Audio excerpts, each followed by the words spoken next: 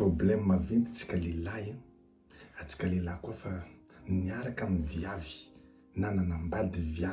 viavy iny tsotra tsara fagnahy mipetraka tsara tia mikarakara tokantrano magnanja vady igny viavy ohatra regny tsy de tsika lehilahy atsika lehilahy lasa ngengengeny lasa mamilafila miangotiana tsy tia manambitamby lasa masiasiaka tia mampirafy matity tsy tia magnamia vola tia midaroko miminasety sarasaraka tsy tia mipetraka an-trano atsika lehilahy tia mirendrarendra tia mody tara rehefa mirava miasa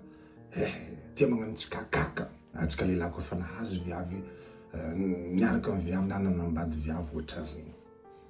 magaga kanefa atsika lehilahy koa zany tôjy na niaraka amin'ny viavy na nanambady viavy maditra viavy méchante viavy tsy magnaja tegna viavy tia mirendrarendra viavy mampirafy igny atsika misy jery igny atsika mahay manambitamby igny atsika magnaja tegna igny atsika voly mampirafy tsy mody tara aby atsika rehefa ravagna miasa midoko an-tragno ankihinan'io lasa malemy atsika mitovy amin'ny bolongany chocolat na arotsaka amin'ny rano mandevy maventy problème tsika lehilahy io raha mampijaly atsika fo zegny tegna tiantsika hajaintsika misy any amintsika lehilahy mahazo vady magnaja tegna vady mankatia izy tsy jireny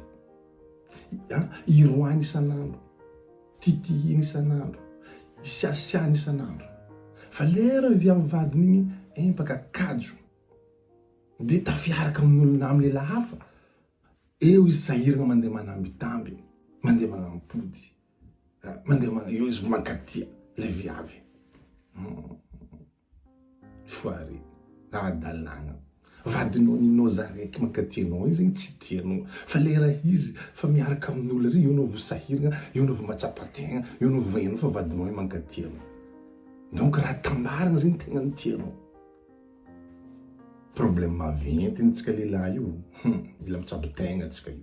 io bon zegny magnaraka koa